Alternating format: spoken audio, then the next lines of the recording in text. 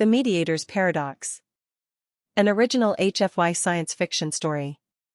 Created for HFY Codex Archives.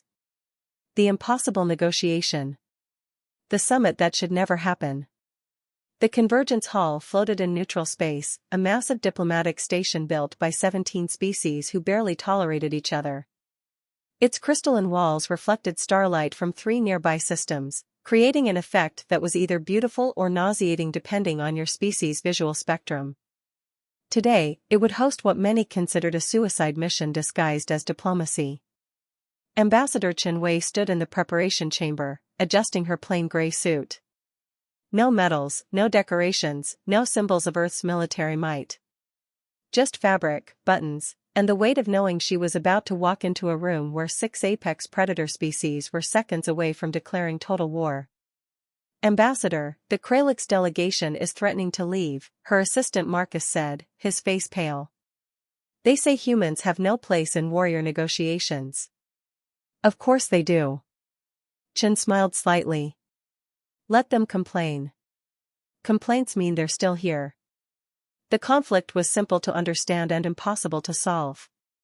6 species, each apex predators on their homeworlds, each with warrior cultures spanning thousands of years, all claiming the same border region. The Kralix, massive reptilian beings whose honor codes required blood payment. The VRYNN collective, hive-minded hunters who saw retreat as genetic failure. The Taurix Empire, feline warriors who'd never lost a territorial dispute. The Gorath clans, whose 8-limbed bodies made them devastating in close combat. The Shin Dominion, aquatic predators who'd adapted their aggression to the stars. And the Xeric tribes, crystalline beings whose very biology was weaponized. Each species had sent their most decorated war leaders. Each had fleets waiting one jump away. Each had already mentally written the victory songs. And somehow, humanity had been asked to mediate. Why did they even accept us? Marcus asked, not for the first time. Because we're weak, Chen replied, straightening her collar. We have no warrior tradition they respect. No conquest history that threatens them. We're the only species all 6 sides can agree to look down on. That's not exactly reassuring. It's not meant to be. It's tactical. She picked up her tablet, the only technology she'd bring to the negotiation. Being underestimated is a weapon if you know how to use it. The room where empires collide. The negotiation chamber was designed to accommodate all 6 species comfortably, which meant it was uncomfortably large for a single human. Chen entered to find the delegations already arranged in their territorial sectors, each group eyeing the others with barely contained hostility. The Kralix war speaker, a massive scaled being named Thorax, spoke first. His translator rendered his growl into crisp English. The human comes. Tell me, small thing, how many wars has your species won?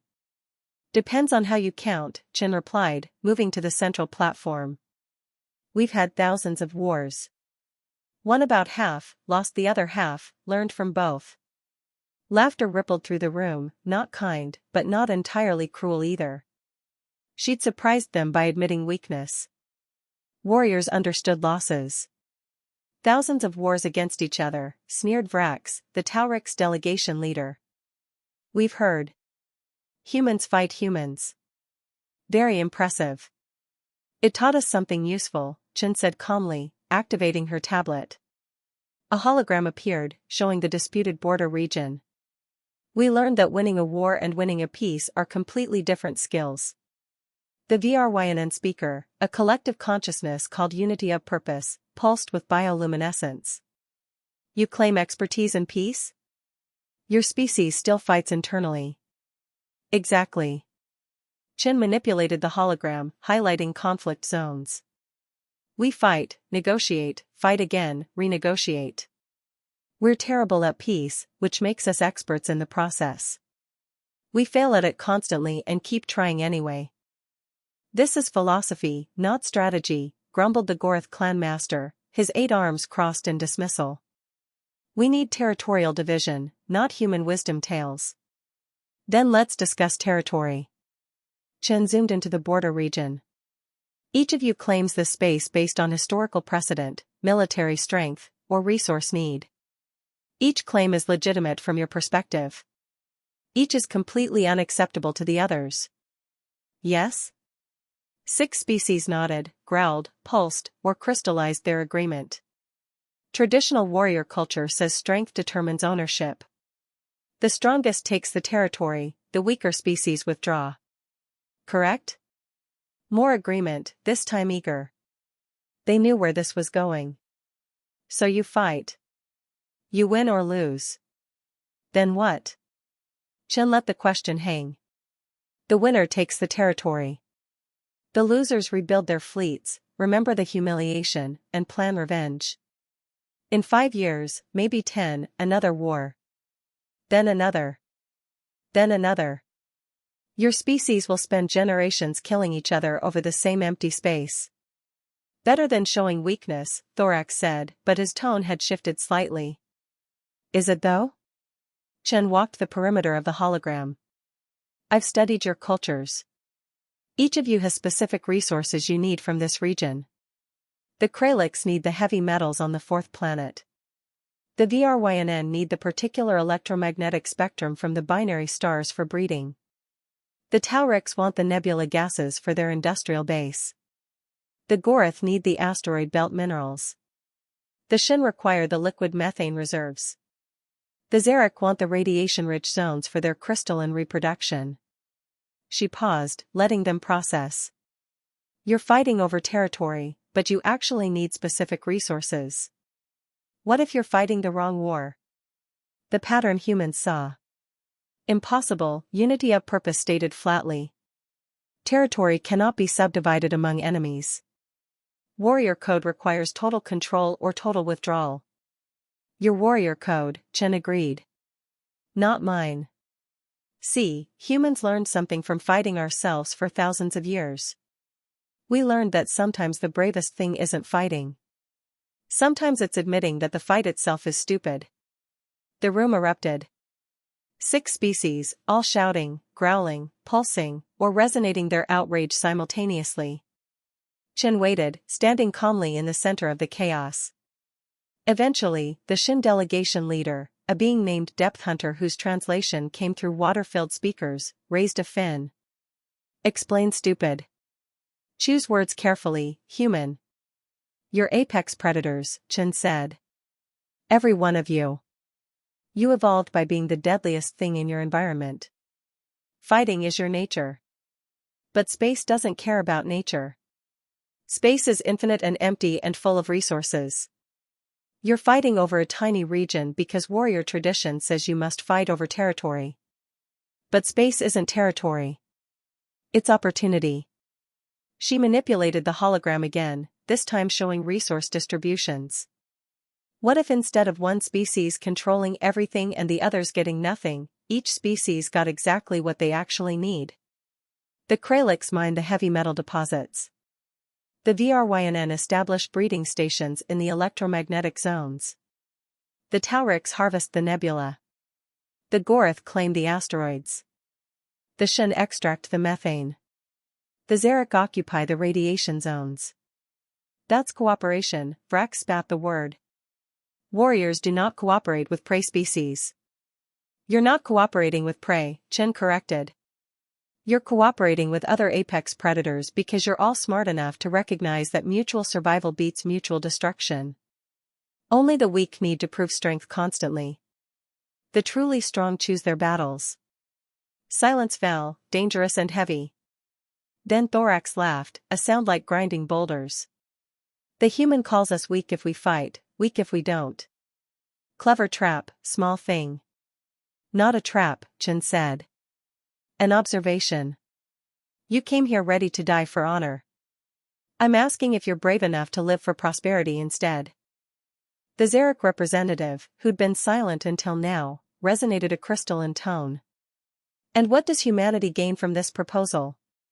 Proof, Chen said simply. Proof that our diplomacy has value. Proof that our species belongs in galactic affairs despite having no warrior tradition you respect. You get resources. We get reputation. Everyone wins something. There must be enforcement, unity of purpose said. Agreements require protection. Agreed, Chen pulled up another hologram. Neutral monitoring stations, staffed by all 7 species. Humans provide the administrative framework. You provide the muscle if anyone breaks the agreement. Violation means 6 species turn on one offender. Pretty good deterrent.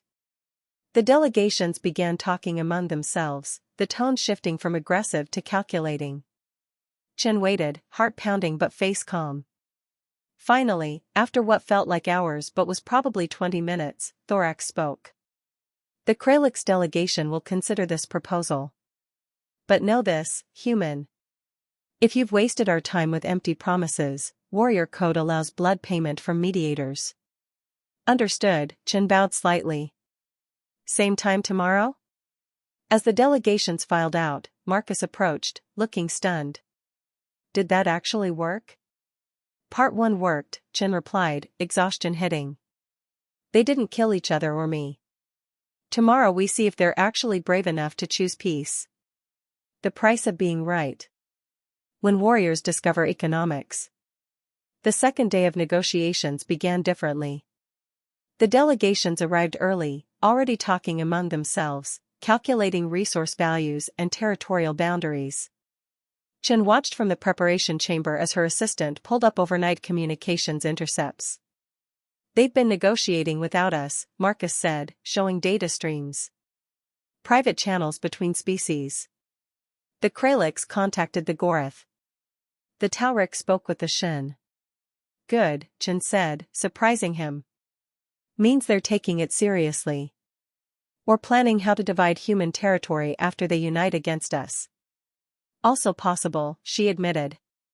But less likely. We offered them something they can't get through fighting, everything they actually want.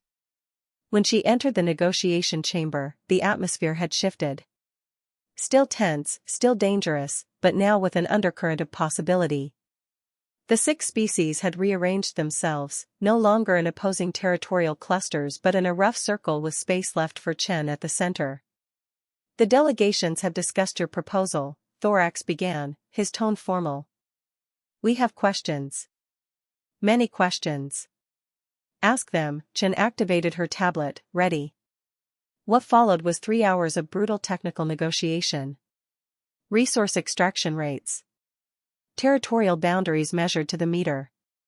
Enforcement protocols. Dispute resolution procedures.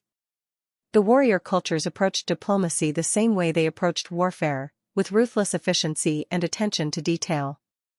Chen answered, negotiated, compromised where she could, held firm where she couldn't. She'd spent months preparing for this, studying each species' needs, finding the overlaps and gaps where deals could form. But then the VRYNN collective spoke, there is a problem. The humans have given us a framework. But frameworks require trust. Why should 6 apex predator species trust 1 prey species to administer our agreement? The room temperature seemed to drop. Every delegation focused on Chen with predatory intensity. You shouldn't, she said simply. Trust is earned, not given.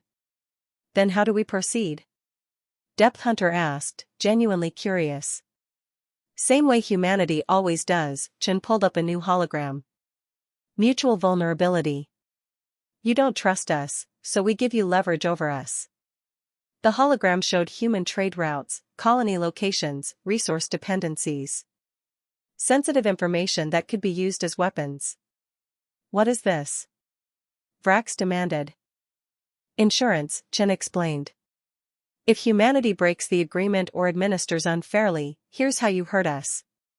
Our colony on Epsilon Eridani needs antimatter fuel from Tauric space.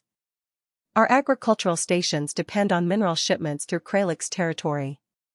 Our research outposts are in Shin-controlled regions. Our communications relay on Gorath goodwill. Our medical technology uses resources from VRYNN systems. Our defensive satellites need xeric crystalline components. She let them absorb the information. If we betray you, you can cripple us without firing a shot. That's not trust. That's mutually assured destruction, which humanity understands very well.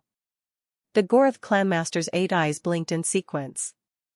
You offer your species' throat to prove good faith? I offer smart business practice, Chin corrected. You're not buying trust. You're buying a mediator who can't afford to be dishonest. We need you now. That makes us reliable in ways trust never could. Unity of purpose pulsed with consideration. This is a very human solution. Weakness is strategy. Call it whatever makes you comfortable, Chin said. Does it work? Thorax rumbled thoughtfully. It works. Though it teaches a dangerous lesson. What lesson? That perhaps humans are not prey species after all. Perhaps you are predators who hunt differently. Chin smiled slightly. Or perhaps humans learned that survival doesn't require fangs. Sometimes it just requires being too useful to kill. The document that changed everything. By the end of day 2, the framework existed. 6 species, each receiving what they needed, none receiving everything they wanted.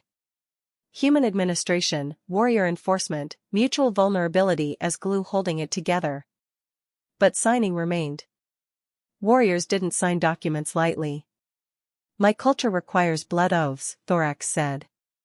Agreements sealed with genetic markers.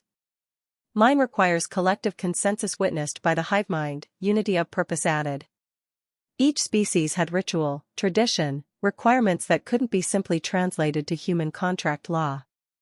So we honor all of them, Chin said, pulling up a final hologram. The agreement gets recorded in 7 formats. Kralix blood markers. DRYNN collective witnessing. Taurix honor verses. Gorath multispectral encoding. Shin deep pressure seals. Xeric crystalline embedding. And human legal documentation. Each species signs in their tradition. All versions legally equivalent. That's absurdly complicated, Vrax observed. Yes, Chen agreed.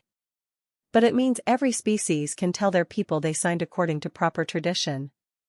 Makes it easier to sell politically. The Xeric representative resonated thoughtfully. You think like a warrior thinks about battlefields.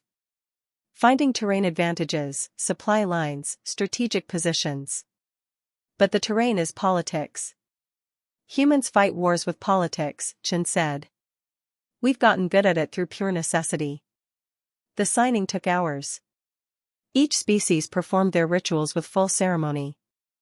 The Kralix blood oath involved actual blood, which required medical staff on standby. The VRYNN collective witnessing involved synchronized bioluminescence that was objectively beautiful. The Taurix composed a 14-verse honor poem on the spot. The Gorath performed a 8-armed gesture sequence that took 20 minutes. The Shin created pressure-sealed containers using their specialized biology. The Xeric grew new crystalline structures encoding the agreement at molecular levels. Chin signed her name with a simple stylus, wondering if in all the grand traditions, anyone would remember the human who'd made it possible. 6 months later, the results nobody expected. The Convergence Hall meeting room was smaller this time.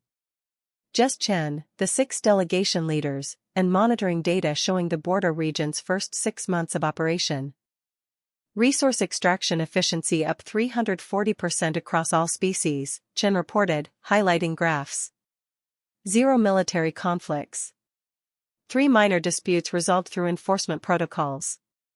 Economic trade between species up 200%. And human administrative costs? Depth Hunter asked pointedly. Below projected budget, Chen answered honestly. Turns out when everyone's incentivized to follow rules, enforcement is cheap. Thorax leaned forward, studying the data. The Kralix heavy metal output has exceeded our highest estimates. We're exporting surplus to 4 other species. Profit margins are. He paused, translator searching for the word, embarrassing to admit. The Taurix Empire is experiencing similar embarrassment, Vrax said, chromatic skin flushing. We're making more from nebula gas trade than we made from our last 3 conquest campaigns combined. Unity of purpose pulsed rapidly, the VRYNN equivalent of laughter. The collective calculates that peaceful cooperation has generated more resources in 6 months than our last century of territorial expansion. The other species shared similar stories. Economic prosperity, reduced military spending, improved resource access. Everything Chen had promised, delivered through enlightened self-interest rather than trust. There's a problem though, the Gorath clanmaster said, all 8 arms crossed. Our warrior cultures are confused. We've trained for generations to fight for territory. Now we're trading for resources instead. Young warriors don't know what to do with themselves. Have them compete in economic efficiency, Chen suggested. Who can extract resources faster? Who can negotiate better trade deals? Warrior culture doesn't have to disappear. It just needs new battlefields. Economic warfare, Vrax said slowly. Competing through prosperity rather than violence. Still requires strategy, discipline, courage, Chen pointed out. Still produces winners and losers. Just with fewer casualties. Thorax rumbled deeply. The human has turned our warrior cultures into merchant cultures. Our ancestors would be ashamed. Would they? Chen challenged gently.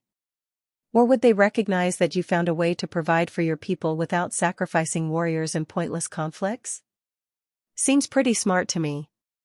Silence filled the room as 6 apex predator species considered whether prosperity counted as victory.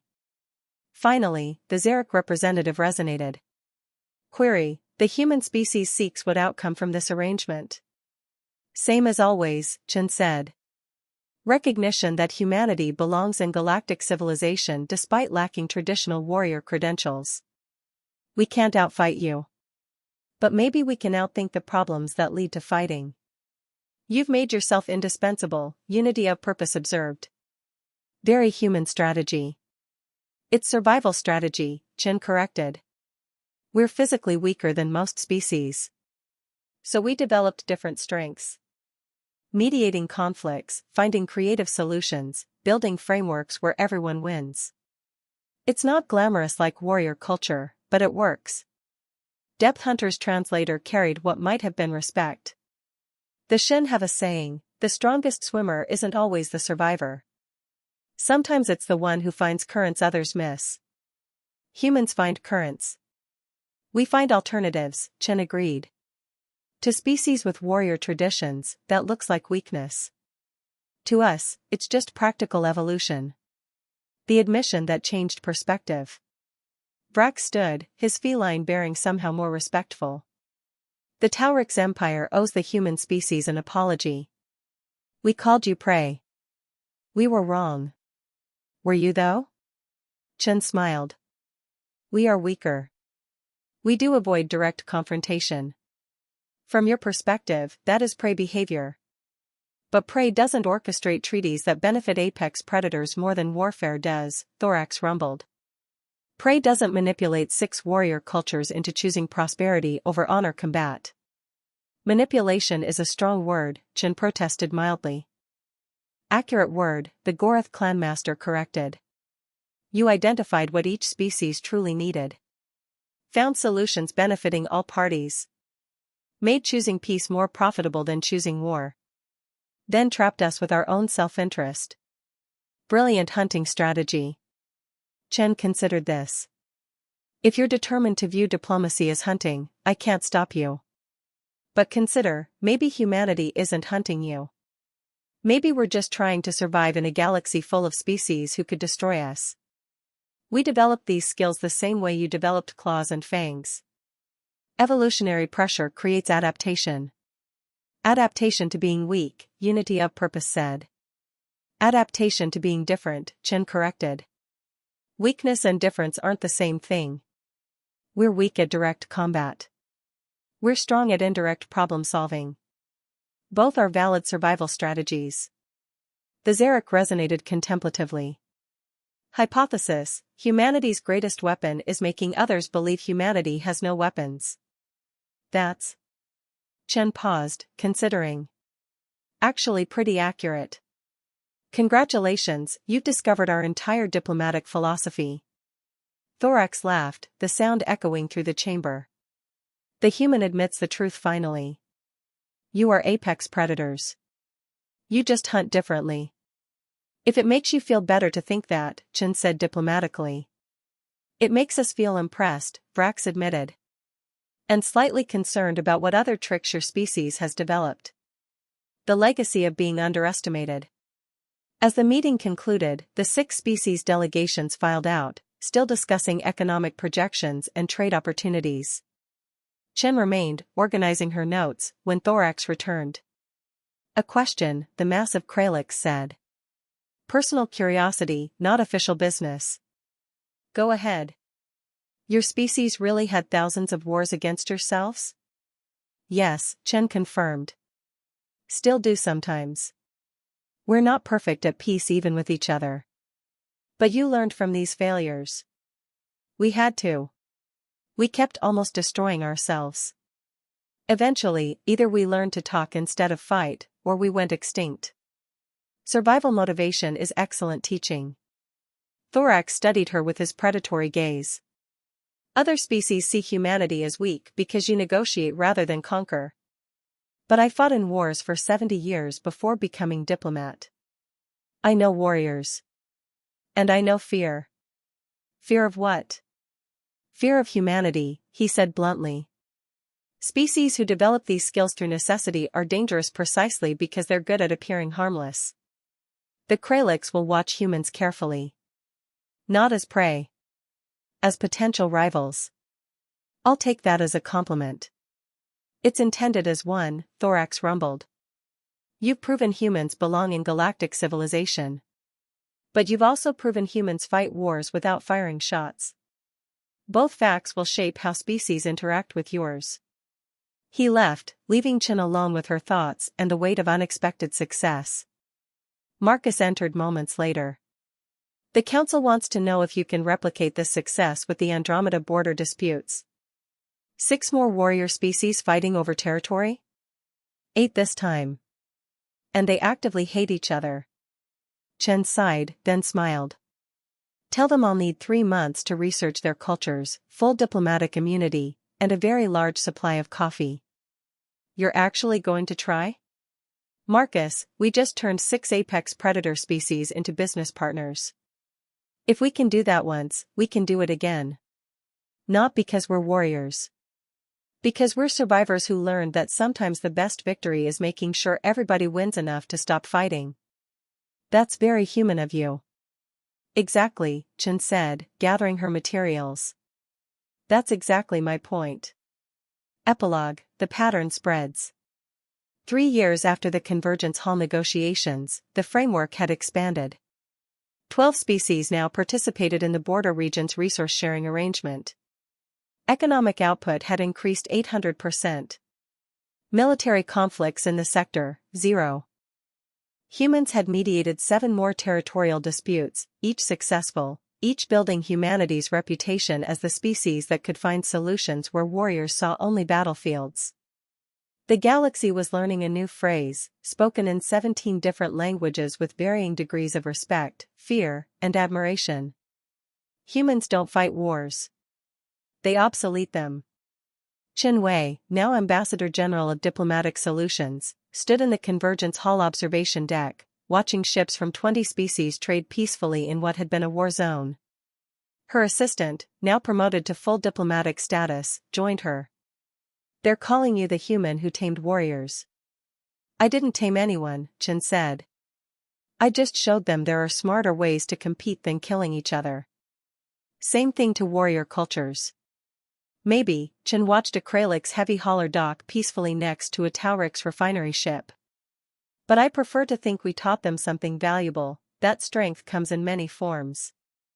Theirs is physical dominance. Ours is finding alternatives to dominance. Both matter. Both have value. Think they'll remember that when they're done being impressed by our diplomacy? Chen smiled. They'll remember we're the species that turned their warrior cultures into economic powerhouses without firing a shot. Whether they find that impressive or terrifying doesn't really matter. Either way, they'll think twice before underestimating humanity again. And that's the goal? That's survival, Chen corrected. We can't outfight the galaxy. But we can outthink it. We can find the solutions nobody else sees because they're too busy looking for military victories. That's humanity's role. That's our contribution. That's why we belong here. She turned from the window, ready for the next impossible negotiation, the next group of warriors who needed to learn that sometimes the bravest thing wasn't fighting. It was admitting the fight itself was unnecessary. That was the lesson humanity brought to the stars. Not through conquest, not through military might, but through the hard-earned wisdom of a species that had almost destroyed itself and learned, painfully, that survival required more than strength. It required the courage to choose peace when war was easier. The intelligence to find solutions when violence seemed simpler. The creativity to see paths nobody else imagined. The galaxy had apex predators. Now it had something different, apex problem solvers. And across the stars, warrior cultures were discovering that maybe, just maybe, the humans who'd seemed like prey were actually the most dangerous hunters of all. They just hunted differently. And that made all the difference. The end. Created for HFY Codex Archives. Original story, all rights reserved.